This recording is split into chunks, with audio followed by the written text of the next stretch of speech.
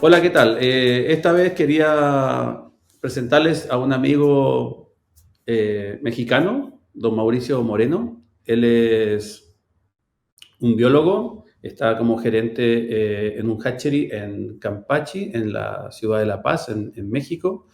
Este hombre lo conozco hace un par de años, así que eso lo vamos a dejar para otra parte de la conversación.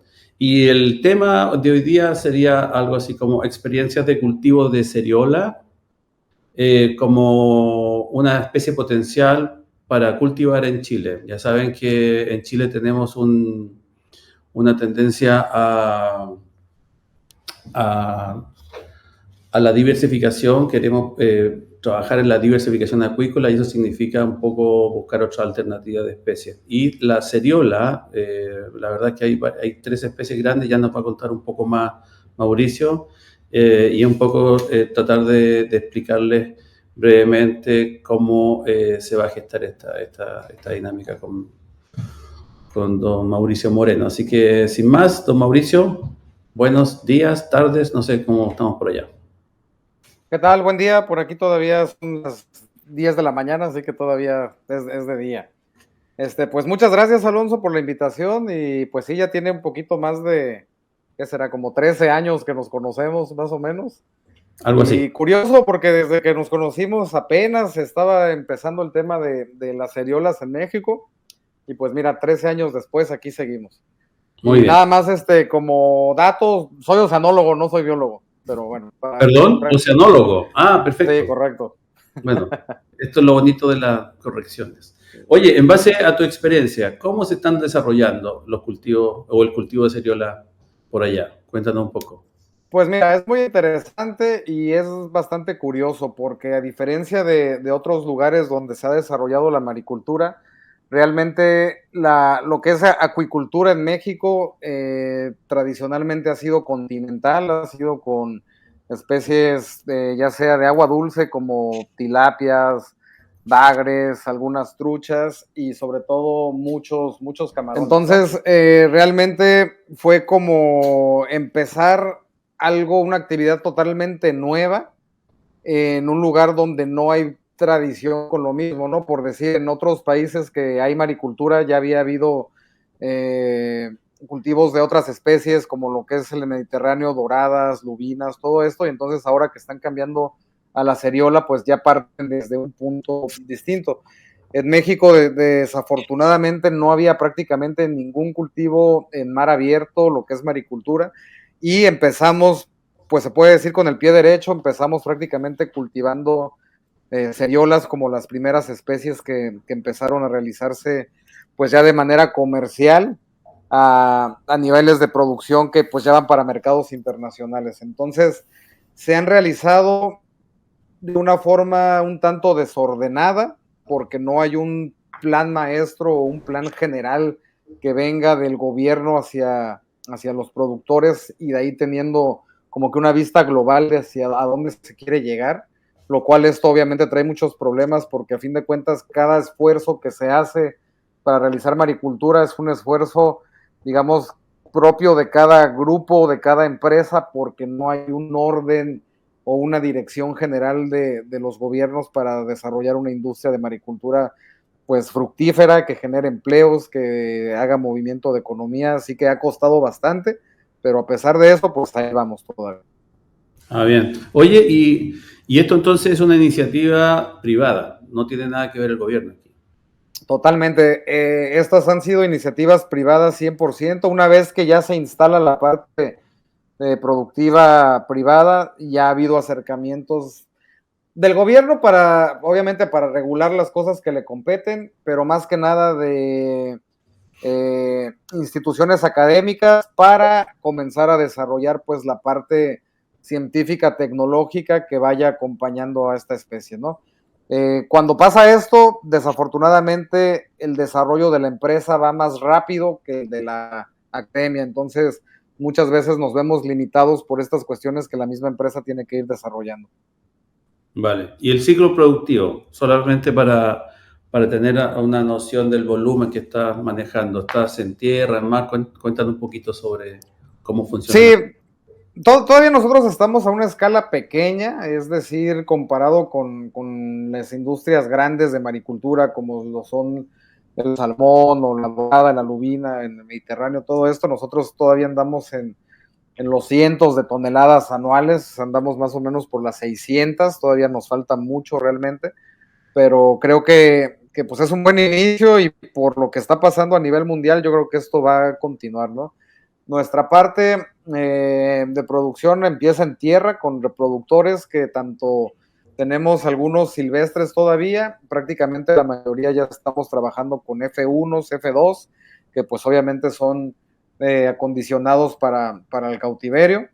Entonces, nosotros algo muy rescatable de estos procesos que hacemos es que los tratamos de hacer de una manera muy holística, es decir, que no utilizamos hormonas ni ningún precursor químico para fomentar los desoves, simplemente lo hacemos manejando luz, temperatura y dando un buen manejo a los peces. De esta manera logramos que desoven en las temporadas que nosotros queramos sin tener que utilizar algún otro tipo de inductor. Entonces esta parte pues nos tiene bastantes contentos. Entonces esto se realiza en tierra, también la parte de la avicultura que es una especie bastante demandante en la etapa larvaria por el tema de presas vivas que requieren. Empezamos desde rotíferos hasta artemia y luego el destete, todo esto se hace en tierra.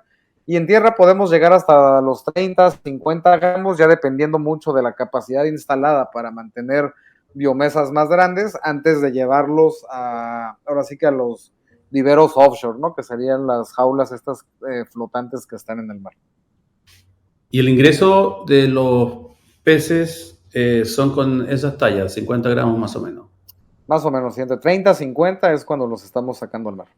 Y luego para llegar a una talla comercial de Pues que... ahí sí ya depende mucho del mercado, ¿no? El que se esté buscando, pero podemos empezar más o menos arribita del kilo, que podemos estar llegando en 8 meses, y de ahí 2 kilos, 2.5 hasta 3 kilos, que podemos estar llegando en un año 6 meses, un año 8 meses. También depende la fecha cuando se siembren por el tema de las temperaturas que cambia bastante. ¿El mercado es local o es Estados Unidos? Lo que está... Mira, ese tema también es muy interesante, no soy experto en esto, pero normalmente estos cultivos de ceriola estaban destinados 100% a la exportación, principalmente a Estados Unidos, que los tenemos aquí pegados a nosotros, entonces realmente estamos muy cerca de ese mercado. Todo estaba planeado para irse para allá en tamaños grandes, para el mercado de sushi, pero a raíz de la pandemia, pues empezó a ver que realmente el propio país tiene una capacidad muy grande de adquisición de pescados de alto valor y a buen precio. Entonces, a raíz de esa pandemia se empezó a explorar y a introducir mucho en el mercado mexicano. Y pues, me imagino, ¿no? Como en todo el mundo, ahorita todo el boom de chefs y de todas estas cuestiones gastronómicas que hay, pues han encontrado en Campeche un producto muy versátil que realmente para mí donde más se luce es en platillos crudos, pero pues obviamente también preparados todo eso. Entonces, a lo que voy es que sí hay un mercado muy fuerte en Estados Unidos donde casi todo el mundo apunta ahí, pero también hay un mercado nacional que también es bastante grande y ahora sí que paga productos de alto valor. El nombre como común que la gente le da a la ciruela lalandi o Oh, riboliana. ¿Ambas, oh. ambas especies las encontramos allá en México o solo una? Sí, mira, ha sido curioso porque cuando empecé con el cultivo de ceriola hace más o menos 12 años, empezamos con Seriola lalandi, que realmente es, digamos, la especie fácil de las seriolas, ¿no? Y después hubo un tema ahí, sobre todo con algunos investigadores de Estados Unidos, que en cuestiones genéticas encontraron una diferencia en la mitocondria entre las poblaciones de California y las de el sur del continente, ¿no? Las de Chile. Entonces, ellos decidieron llamarle Seriola dorsalis a la población de California. Pero pues nosotros ya estábamos trabajando como Lalandi, continuamos así y realmente todavía hay bastante polémica con ese tema, ¿no? Entonces yo creo que para efectos prácticos podemos mencionar que pues sigue siendo Seriola Lalandi y Seriola riboriana las que se cultivan aquí en México, ¿no? Perfecto. Rivoliana tiene un poco más de complejidad en el cultivo, tanto desde la reproducción, toda la parte larvaria, supervivencia y todo, que la Landi, pero a fin de cuentas es una especie muy viable y pues va para adelante, ¿no? Los nombres comunes es un tema muy complicado también porque me imagino que esto es en todo el mundo, cada población le da sus nombres comunes a los peces que tiene en la localidad, ¿no? Entonces, por ejemplo, en el caso de México, se le llama jurel tanto al Seriola lalandi, tanto al Seriola rivoliana y como otras 30 especies diferentes, ¿no? Según la localidad, todos son jureles y pues no hay cómo alegarles ahí, ¿no? Pues así es como se conocen de toda la vida y así es. En cuanto a nombres un poquito más específicos que nos ayudan mucho, son como por ejemplo nombres que se utilizan pues, en la cocina japonesa, que sería el alandi, se conoce más bien como hiramasa, el rivoliana se conoce más como kampachi, y el de excelencia japonesa, pero pues solo se está cultivando allá, es el quinquerradiata, que se conoce como hamachi. Ok. Oye, y este entonces supone, si es que tú ya estás avanzando hace varios, ya más de 10 años en esto, 12 años, en Chile no tenemos una producción ni siquiera incipiente de ceriola, excepto en Atacama, donde está la familia, ¿te acuerdas? Sí, Acuinor, Acuinor, sí. Y correcto. tengo entendido que ahí producen digamos, los juveniles y creo que los exportan. No estoy muy claro con eso. Pero no existen jaulas en el mar como el caso de los salmones y poder empezar a ver esa alternativa. Pero lleva mucho tiempo en Chile queriendo potenciar un poco esto de la diversificación. Y la ceriola, yo la conocí en el norte porque era un pez muy, muy apetecido, pero se metía mucho en verano. Se Sí. perdía ya en primavera, verano aparecía, ya en otoño, invierno se perdía. No teníamos una... Y las temperaturas creo que eran las que lo dominaban.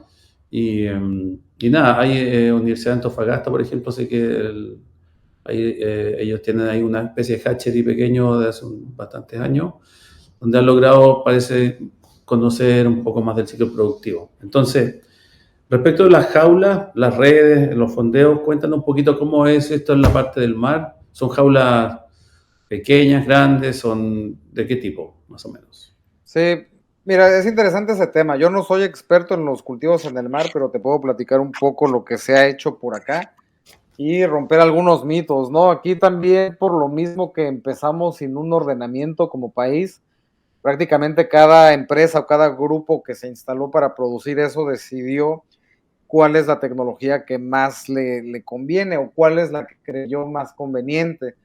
Eh, por la cercanía con Estados Unidos, digamos que tenemos ejemplos de nuevas tecnologías, por llamarlo así, de sistemas de jaulas en el mar, ¿no? Por ejemplo, están las famosas Ocean Spar, que son estas jaulas que van con un anclaje central y Sí. la jaula es romboide, la cual sube y baja. Entonces, hubieron proyectos que se empezaron así, también se empezó a utilizar mucho lo que son mallas de cobre por el tema del antifouling, jaulas sumergibles, eh, muchos, ¿no? Ahora sí que todos los prototipos, bueno, no todos, pero muchos de los prototipos que estaban a prueba fueron empleados aquí para hacer los cultivos, porque pues se creía que si era lo más nuevo iba a ser lo más adecuado para una especie nueva y para esto.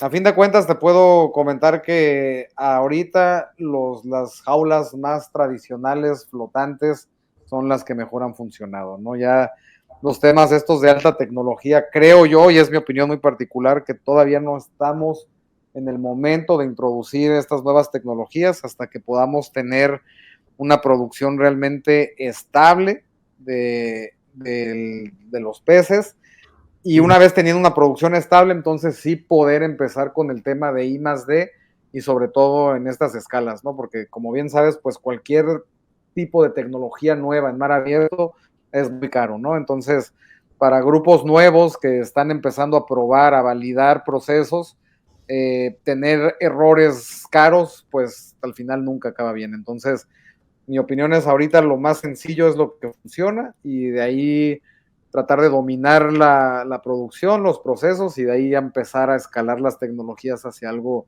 más automatizado como se utiliza en otras industrias. Ok. Y sobre los problemas, cuenta un poquito, ¿qué problemas afectan al cultivo?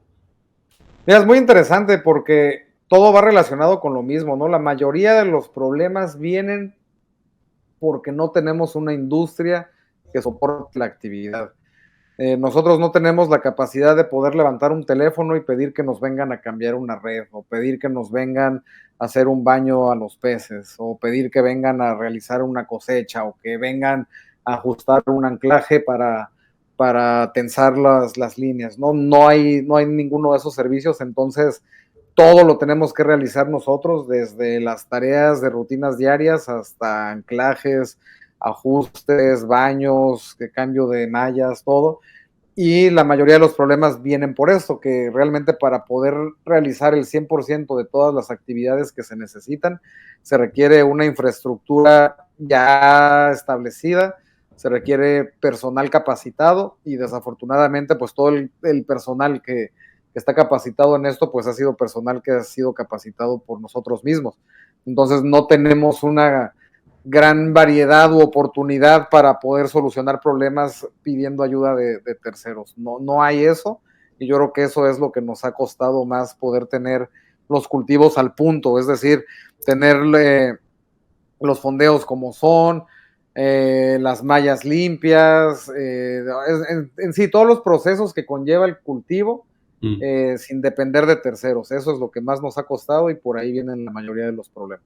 O sea, espacio para proveedores, para desarrollo de proveedores específicamente es lo que te estaría... No hay proveedores de maricultura, prácticamente todo lo tenemos que comprar fuera y traer y instalar nosotros mismos. No hay ningún proveedor que nos pueda ayudar a hacer un fondeo, a hacer un reticulado, en fin, todo esto es lo que nos ha costado más y nos sigue costando porque aunque sea una situación muy sencilla en países donde hay una industria establecida, para nosotros es toda una maniobra compleja. Mira, interesante.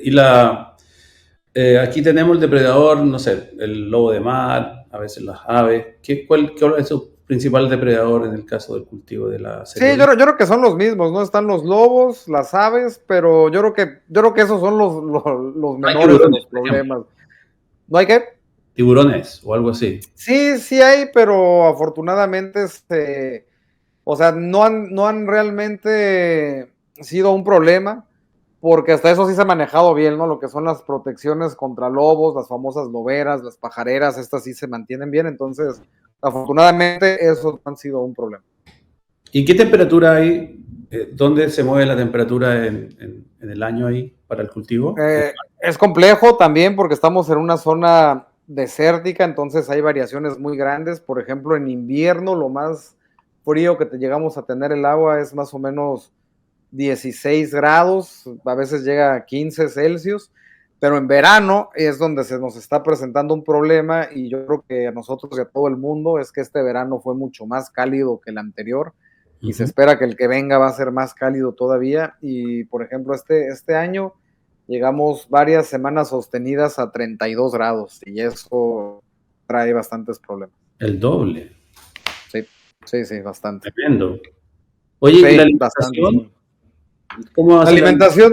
alimentación, la alimentación pues se hace de manera pues muy tradicional, ahora sí que se utiliza con sopladores para dispersarlo por encima de la jaula, todavía no utilizamos alimentación submarina, que también es un plan que traemos, pero volviendo a lo mismo, como todo lo tenemos que realizar nosotros, son proyectos que van tardando tiempo, entonces todo se hace desde superficie. En un inicio también empezamos con compañías que ya tenían, digamos, cierta experiencia en alimentos para estas especies, que, que son muy distintas a otras especies, por ejemplo, como son peces que todavía no están totalmente domesticados ni han pasado por procesos de manejo genético, prácticamente no soportan las harinas ni los aceites vegetales, no crecen bien, se pueden enfermar, entonces todavía se requieren alimentos con alta proteína, con todavía un alto índice de FIFO, entonces todavía hay mucho que hacer ahí, pero ya afortunadamente ya hay compañías mexicanas que ya están realizando un alimento con las características que necesitamos y pues hecho aquí a una distancia relativamente corta. Ah, perfecto. Ahí, entonces, se hace necesario plataforma o pontones como de apoyo para la operación, lo tienes que hacer, como tú decías recién, manualmente o de Sí, manera correcto. artesanal, No, ¿no? de hecho, todavía estamos, digamos, tan en pañales en la industria, por decirlo así, que, por ejemplo, no podemos usar estos contenedores de 1 tonelada de alimento, no recuerdo el nombre. Tenemos que seguir utilizando todavía sacos de 25 kilos, ¿no? Entonces, es bastante, digamos, es poco eficiente, pero pues ahorita es la manera que tenemos para trabajar. Esperemos que en algún momento podamos trabajar con pontones de alguna manera un poco más sistematizada y automatizada para mejorar la eficiencia en la alimentación, que es crítica totalmente. Oye, y a nivel de colaboración, estoy pensando en el cultivo de la cereola a nivel mundial. Se da en unas ciertas zonas, hay intercambio de experiencias, ¿funciona algo por el Híjole, estilo para poder mejorar? fíjate, es bien interesante eso y me he sorprendido mucho, ¿no? Me ha tocado ver grupos que han empezado con estos cultivos en otras partes de América, no, no vamos a decir países porque va a ser muy fácil saber quiénes, pero en otros países de Centroamérica. Y, y ha habido una situación compleja, ¿no? Al tema pues no se puede decir robo de técnicos, pero sí de llevarse talento, ¿no? Que ha sido capacitado por muchos años aquí por nosotros y de repente por abajo del agua los contactan y se los llevan, ¿no? Entonces, es un poco triste esa historia porque a fin de cuentas lo que hacen es pues sacar el know-how y después estas personas son desechadas, ¿no? Y se me hace un poco desleal, a veces entiendo que pueda ser la misma urgencia de querer producir una especie nueva sin tener todavía, digamos, la experiencia o el conocimiento de cómo hacerlo, porque me ha tocado ver mucho que llegan muchos expertos al cultivo de ceriola que llevan 30, 50 años trabajando con otras especies y pues no sale igual, ¿no? Porque pues es Claro. otra especie, es diferente. Entonces, este tipo de efectos nos ha llevado a eso, por lo cual ha habido últimamente poca colaboración en cuanto a compartir cuestiones técnicas y todo eso. Sin embargo, y me llama mucho la atención todo lo que es la parte del Mediterráneo. Hace poco me invitaron a dar una charla a Gran Canaria sobre esto. Y allá la gente es mucho más abierta a hablar cuestiones técnicas del cultivo de ceriola, porque si bien todavía está esa industria muy en los inicios, lo que es la ceriola, que allá prácticamente es ceriola dumerili, eh, hay mucha experiencia y hay una industria muy grande con la dorada y la lubina. Mm. Entonces, como que todos los productores saben que están en un proceso de aprendizaje donde no les van a salir bien los números con la ceriola, donde están aprendiendo a conocerla, manejarla. Entonces hay mucho intercambio de ideas, hay congresos, vaivén de información para, pues, ahora sí que como comunidad poder llegar pues, a las metas que se han puesto, ¿no? Y eso me llamó mucho la atención porque sí, aquí pues en todo el continente americano prácticamente no existe ese tipo de colaboración, ¿no? Y otra cosa es que, pues allá por esta misma experiencia previa que tienen, como que saben que les va a costar unos años, les va a costar algo de dinero, pero en algún punto van a estar produciendo niveles y volúmenes bastante importantes. Y esa experiencia, cuéntanos un poquito, ¿fuiste para allá como un experto? ¿Ellos reconocen tu trayectoria, por eso fuiste para allá invitado o es parte de la Sí, colaboración? casualmente por allá como que ponen un poco más de atención de lo que se está haciendo con ceriolas en otros lados. Y digo, obviamente, además de que yo estudié allá y pues tengo contacto directo con personas que están involucradas en la industria, hace poco hubo un congreso en octubre que es digamos, ahí tienen un plan nacional del cultivo de ceriola que se llama Planacer, entonces, pues digamos que hacen diferentes temas de investigación, tanto academia como con productores privados que están empezando con esto, realizan ciertas metas y luego presentan los resultados.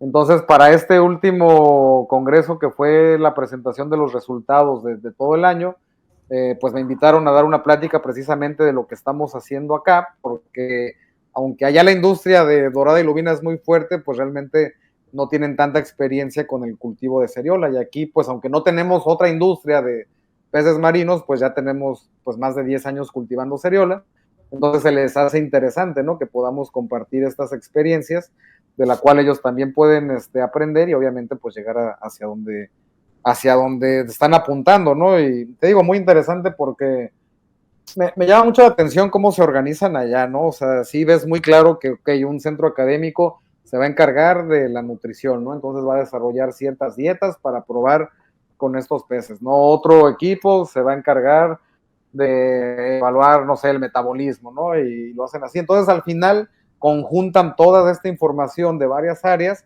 y pues empiezan a desarrollar un conocimiento que les va a ayudar mucho para hacer más profesional todos estos cultivos. Y te digo, o sea, es cuestión de tiempo para que realmente empiece a haber un volumen importante producido en el Mediterráneo. O sea que lo están produciendo en el Mediterráneo con ganas de hacerlo, en México, potencialmente podríamos hacerlo aquí en Chile. ¿Y en qué otro lugar, en qué lugares del mundo ves tú que están haciendo al menos o partiendo con este tema de la seriola? Híjole, afortunadamente, yo ahora sí que para buena sorpresa mía, porque pues si recuerdas, cuando nos conocimos, Alonso, hace más de 10 años, no había prácticamente seriola en el mundo. Y Sí, ahorita puedes ver que en Noruega ya grandes compañías que tienen bastantes recursos están haciendo conversiones de facilidades, bueno, de instalaciones que tenían en tierra adentro, en recirculación para salmón, las están modificando para seriola. ya. También está el caso de los holandeses, que en un inicio se llamaban Silt, después de ahí cambiaron a Dutch Yellowtail y están produciendo, tal vez los volúmenes no son muy grandes, pero son lo suficientes para el mercado que ellos están apuntando, lo están produciendo bien tanto en Holanda como ya están empezando en Maine, también otros grupos ya están empezando a construir proyectos para seriola en California, no se diga en el Medio Oriente, también es... hay compañías muy grandes que ya están trabajando con otras especies más típicas de ahí, se me fue el nombre como Barramundi. Barramundi precisamente, y están también empezando a convertir hacia Seriola. Ujú. Entonces realmente ahorita con este boom también ¿Japón que ha tienen? habido de sistemas de recirculación, pues hay más oportunidad de hacerlo en cualquier lugar. China, Japón, no se ha escuchado. Mira, está interesante. Japón tiene tradicionalmente cultivos de Seriola quinquerradiata, pero casualmente tienen solo 2 hatcheries, entonces todo el cultivo de quinquerradiata ha partido de la captura de juveniles y prácticamente engorda de juveniles. Entonces, últimamente sé que ha habido problemas con el abasto de juveniles de forma natural. Sé que hay grupos de japoneses que están buscando fuentes de juveniles fuera de Japón para poder continuar con esto. Y en China también, ¿no? Ahorita van como bueno, China siempre ha sido líder en los cultivos de agua dulce y ya están empezando a migrar hacia las especies marinas y seguramente también empezarán con alguna seriola ahí, aunque realmente ellos como que son más fuertes en el tema de peces planos, pero seguramente van a llegar ahí dentro de poco. Ok, súper interesante. Bueno, yo creo que hasta aquí se ha cumplido un poco el objetivo de poder conversar respecto de una especie que aquí en Chile está sonando un poquito, pero yo creo que deberías venir para acá y empezar a hablar sobre la palabra, como un poco hacer ruido. Pero siento que, solo para cerrar, ¿tú crees que aquí se va a desarrollar la industria más en tierra que en mar o va a ser una mezcla de ambas? ¿Cómo lo ves? Pues mira, realmente va a depender mucho de dónde lo quieran hacer y las temperaturas, ¿no? Porque aunque o sea, hay diferentes tipos de seriolas, realmente sí son especies más subtropicales a tropicales. Mm. Entonces, habría que ver las temperaturas que tengan, pero pues yo creo que en mar, digo, en tierra adentro, yo creo que va a ser lo más viable, porque pues independiente de donde estén, la temperatura que haya, se puede mantener una temperatura óptima para el cultivo. Y pues obviamente toda la experiencia y la industria que hay en cuestiones de salmón, pues es una base muy fuerte para poder detonar una industria de peces marinos de otro tipo, ¿no? Que no, ahí sí yo ya no sé si es atractivo o no, porque pues realmente los montos económicos que maneja la industria salmonera son bárbaros y pues Sí. creo que muchas veces no se quiere voltear a ver otra cosa más que hacerlo muy bien y pues claro, es válido, ¿no? Así es. Bien, don Mauricio, no le quito más tiempo. Muchas gracias por esta entretenida conversación y esperamos verte pronto por acá.